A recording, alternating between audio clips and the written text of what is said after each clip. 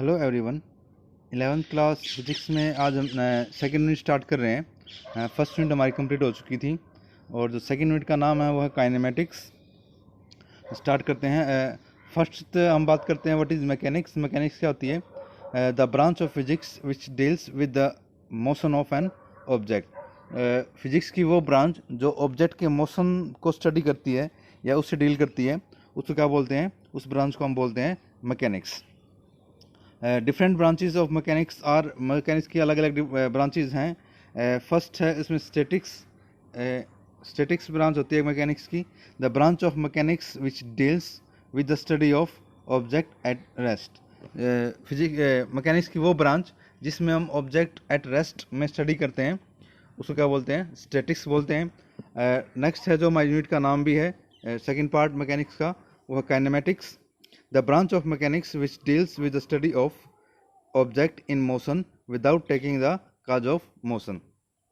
तो काइनेमेटिक्स क्या होता है? मैकेनिक्स की ब्रांच या बोल सकते हैं मैकेनिक्स का पार्ट है काइनेमेटिक्स, जिसमें हम स्टडी करते हैं ऑब्जेक्ट इन मोशन। ऑब्जेक्ट को हम मोशन में उसको स्टडी करते हैं without knowing the cause of motion. हम जब मोशन को स्टडी करते हैं उसमें ये स्टडी नहीं करते कि मोशन किस कारण हुआ है, यानी कि without knowing the cause of motion. जिस ब्रांच में हम स्टडी करते हैं मोशन को, उसको हम बोलते हैं काइनेमेटिक्स। इसका नेक्स्ट और इसका थर्ड पार्ट है डायनेमिक्स। ये dynamics, the branch of mechanics which deals with the study of object in motion and also factors causing are the known.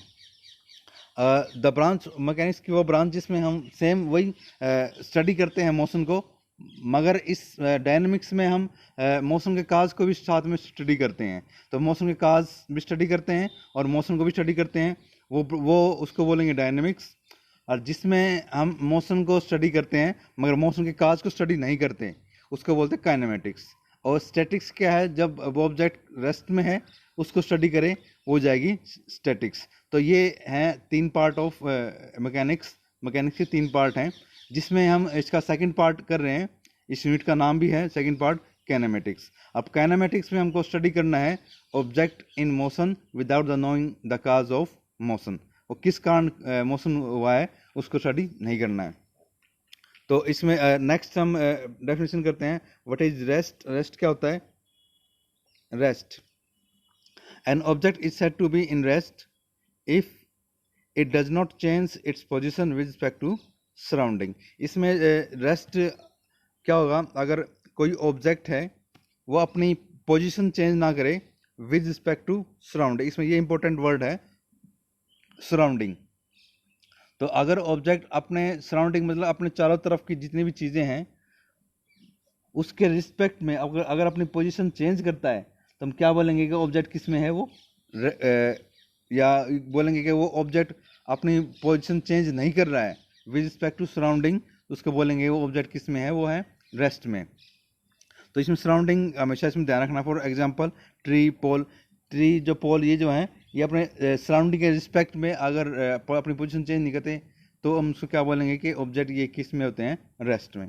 वैसे एक्चुअल में कोई एब्सोल्यूट रेस्ट नाम की नहीं होता है, ठीक, क्योंकि यूनिवर्स में सारी चीज़ें मोशन पे हैं और हम भी अर्थ के अंदर हैं और अर्थ मूव करती हैं। तो हम एक्चुअल में देखें तो एब्सोल्यूट रेस्ट में तो हम भी नहीं हैं। अगर ये जितनी भी चीज़ें हैं अर्थ पे वो भी मोशन में हैं, मगर अगर उसकी हम देखें विद रिस्पेक्ट टू सराउंडिंग, अगर हम अपने सराउंडिंग की बात करें तो उसके रिस्पेक्ट में अगर पोजीशन चेंज ना हो, तो हम क्या बोलेंगे? ऑब्जेक्ट किस में है? वो रेस्ट में है। इसमें सेकंड है मोशन। क्या हो जाएगा फिर? मोशन हो जाएगा if an object is said to be in motion it is change its position with respect to surrounding. अगर कोई ऑब्जेक्ट अपने सराउंडिंग के रिस्पेक्ट में पोजीशन चेंज करे तो उसको हम क्या बोलेंगे? वो ऑब्जेक्ट किस में है? मोशन में। वो होता है मोशन की डेफिनेशन। एग्जाम्पल जैसे मूविंग कार, फ्लाइंग बर्ड्स, ये सारी चीज़ एक्सेट्रा, ये क्या सारी चीज़ क्या है? ये मोशन में है। हमारा चलना, गाड़ी का चलना, ये सारी चीज़ क्या होती हैं? मोशन। इसको बोलते हैं मोशन में। इसमें नेक्स्ट जो हमारा पास इसमें डेफिनेशन है हमको करनी है वो है व्हाट इज पॉइंट ऑब्जेक्ट। एक किसी भी ऑब्जेक्ट को पॉइंट ऑब्जेक्ट हम कब बोलते हैं? तो पॉइंट ऑब्जेक्ट उसको बोलते हैं जब कोई ऑब्जेक्ट अपनी अपनी लेंस के हिसाब से या अपनी लेंस के रिस्पेक्ट में बहुत ज़्यादा डिस्टेंस ट्रेवल करता है, ठीक है, उसको बोलते हैं पॉइंट ऑब्जेक्ट। मतलब उस ऑब्जेक्ट की हाइट या बोल दो या ऑब्जेक्ट की लेंथ बोल दो, वो तो बहुत छोटी हो, मगर जो ऑब्जेक्ट ने जो डिस्टेंस ट्रेवल करनी है वो बहुत ज़्यादा हो उसके रिस्पेक्ट में, तो उसको उस टाइम उस ऑब्जेक्ट को हम क्या बोलेंगे, पॉइंट ऑब्जेक्ट। डेफिनेशन इसकी है, if an object moving with large distance, अगर कोई ऑब्जेक्ट एक very very large distance move करता है, देन इट्स साइज, उसके साइज के रिस्पेक्ट में, तो उसके साइज के रिस्पेक्ट में अगर कोई ऑब्जेक्ट लार्ज डिस्टेंस मूव करता है, then the object is called point object. तब उस ऑब्जेक्ट को क्या बोलेंगे हम, पॉइंट ऑब्जेक्ट बोलेंगे। For example, a bee flying in sky is a point object. एक बी का स्काई में फ्लाई करना, क्योंकि स्काई की डिस्टेंस लेंथ बहुत बड़ी है, डिस्टेंस बहुत बड़ी है, और बी क्या है, वो छोटा ऑब्जेक्ट है, तो उसको हम उस केस में क्या बोलेंगे, बी क्या है, पॉइंट ऑब्जेक्ट है। A man walking on a long road is a point object. अगर एक मैन एक लॉन्ग लॉन्ग रोड पे वॉक करता है, तो उसको क्या बोलेंगे हम, ये क्या है, क्योंकि अपनी लेंथ के रिस्पेक्ट में वो बहुत ज़्यादा लेंथ क्या करता है, ट्रेवल करता है, तो उस टाइप केस में क्या बोलेंगे, उसको क्या है, वो पॉइंट ऑब्जेक्ट है, ठीक है। तो ये सभी क्या होते हैं हमारे पास, ये होते हैं, इनको बोलते हैं पॉइंट ऑब्जेक्ट। और पॉइंट ऑब्जेक्ट का मतलब ये है कि हमको सिर्फ एक पॉइंट के समान दिखता है, जो ऑब्जेक्ट हमको सिर्फ एक पॉइंट के समान दिखे उसको हम क्या बोलते हैं, पॉइंट ऑब्जेक्ट। और पॉइंट के समान कब दिखता है, जब हमसे बहुत ज़्यादा डिस्टेंस पे होता है, वो बहुत ज़्यादा डिस्टेंस पे है ऑब्जेक्ट, और वो हमको एक पॉइंट के समान दिखेगा, तो उसको क्या बोलेंगे हम, वो उस टाइप केस में क्या होता है, वो होता है पॉइंट ऑब्जेक्ट। जैसे एरोप्लेन का स्काई में उड़ना, वो भी एक टाइप का पॉइंट ऑब्जेक्ट है, जबकि जो एरोप्लेन है उसकी लेंथ बहुत ज़्यादा होती है, बहुत बड़ी होती है, मगर स्काई के रिस्पेक्ट में या वो जो डिस्टेंस ट्रेवल करती है उसके रिस्पेक्ट में उसकी लेंथ क्या है, वेरी वेरी स्मॉल या नेग्लिजिबल है, तो हम क्या बोलेंगे, वो उस टाइम क्या होता है, वो पॉइंट ऑब्जेक्ट होता है। तो ये चीज़ इसमें यही चीज़ ध्यान रखनी है कि पॉइंट ऑब्जेक्ट कौन सा होगा, जब ऑब्जेक्ट अपनी लेंथ के रिस्पेक्ट में बहुत ज़्यादा डिस्टेंस ट्रेवल करता है, तो उस केस में क्या हो जाएगा, वो पॉइंट ऑब्जेक्ट। नेक्स्ट है, rest and motion are related या रिलेटिव। हम ये इसमें डिस्कस कर रहे हैं कि लेंथ और जो मोशन है आपस में रिलेटेड हैं, ये एक दूसरे को रिलेट करते हैं। वो कैसे, ए person sitting in a bus या a person sitting in a moving bus is in rest with respect to bus but is in motion with respect to surrounding outside the bus, thus rest and motion are related.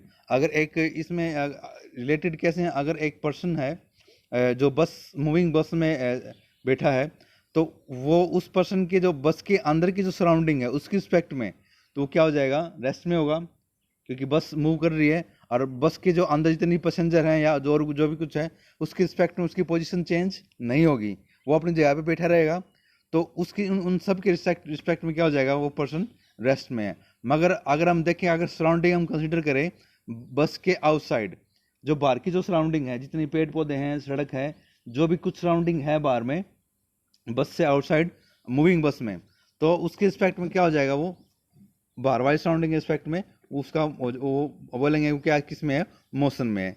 तो वो person एक ही time पे वो rest में भी है और motion में भी है। जब बस के अंदर की सराउंडिंग देखें तो उस टाइम क्या रेस्ट में है, और बस के बाहर की सराउंडिंग के रिस्पेक्ट में क्या हो जाएगा, वो मोशन में। तो इसलिए हम बोलते हैं कि रेस्ट एंड मोशन क्या है, आपस में रिलेटेड हैं, या पे एक दूसरे को रिलेट करते हैं।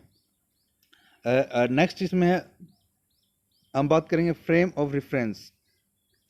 What is the frame of reference?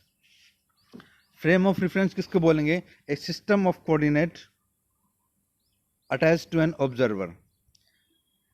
एक कोऑर्डिनेट सिस्टम को हम अगर ऑब्जर्वर के साथ अटैच करें, हैविंग क्लॉक, जिसमें क्या होती है, clock to measure the time, clock होती है टाइम को मेजरमेंट करने के लिए। तो एक कोऑर्डिनेट सिस्टम हम अटैच करें ऑब्जर्वर के साथ, और उसके साथ क्या हो, क्लॉक हो for measurement the time, with respect to which observer describe length, position, velocity, acceleration etcetera of a moving object is called frame of reference. मैं स्टार्टिंग से फिर से बताता हूँ।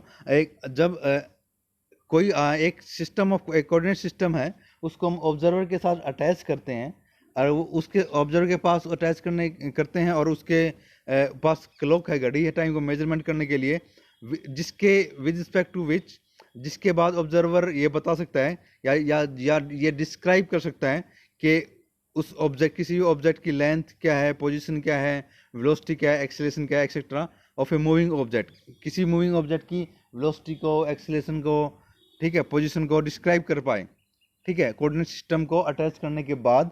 तो उस टाइप के सिस्टम को या हम क्या बोलते हैं, फ्रेम ऑफ रेफरेंस, उसको क्या बोलेंगे, फ्रेम ऑफ रेफरेंस बोलेंगे। और फ्रेम ऑफ रेफरेंस हमारे ये दो टाइप का होता है।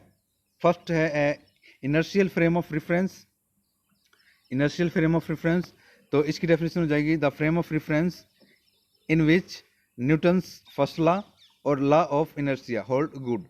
जिसमें न्यूटन्स फर्स्ट लॉ और लॉ ऑफ इनर्शिया क्या हो, गुड होल्ड हो, मतलब उसको ओबे करें, ठीक है। तो उस टाइप के फ्रेम ऑफ रेफरेंस को क्या बोलेंगे, इनर्शियल फ्रेम ऑफ रेफरेंस। जो न्यूटन्स लॉ है हम पढ़ेंगे थर्ड यूनिट में, तो हमारे पास ये थर्ड यूनिट में आएंगे, ये न्यूटन्स लॉ क्या है, तो ये न्यूटन्स फर्स्ट लॉ क्या है, इसकी डेफिनेशन हम थर्ड यूनिट में करेंगे।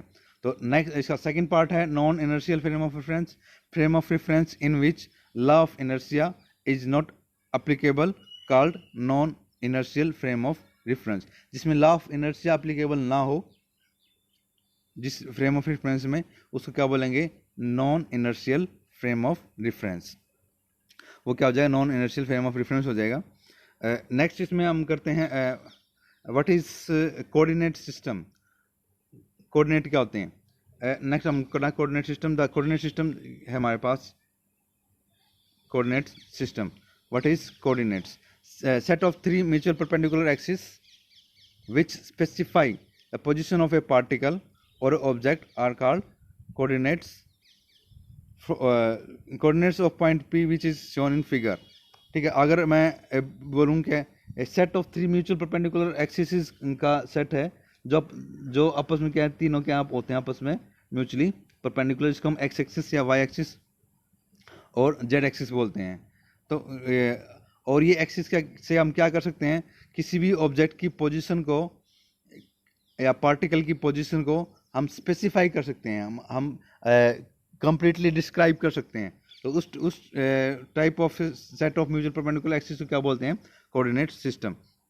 अगर हमारे पास जैसे एक ये एक्सिस है, एक इसको हम बोलते हैं ये एक्स एक्सिस, ये यहाँ पे है वाई एक्सिस, और ये यहाँ पे हो जाएगा जेड एक्सिस। ये आपस में तीनों एक्सिस क्या होते हैं, म्यूचुअली परपेंडिकुलर होते हैं। अगर एक हमारे ऑब्जेक्ट यहाँ पे रखा है, इसके पास एक्स एक्सिस में भी है, डिस्टेंस है, वाई में भी है और जेड में भी है। तो ऑब्जेक्ट को यहाँ पे है, तो इसको हम क्या बोलेंगे, एक्स वाई और जेड, ये क्या है, इसके कोऑर्डिनेट सिस्टम है। तो उसकी पोजीशन हम बता सकते हैं, इन एक्स एक्सिस पे क्या पोजीशन है, वाई एक्सिस पे क्या पोजीशन है और जेड एक्सिस पे क्या पोजीशन है। अगर तीनों पोजीशन निकालेंगे तो हमको ऑब्जेक्ट की एग्जैक्ट लोकेशन और एग्जैक्ट पोजीशन हमको पता चल जाती है।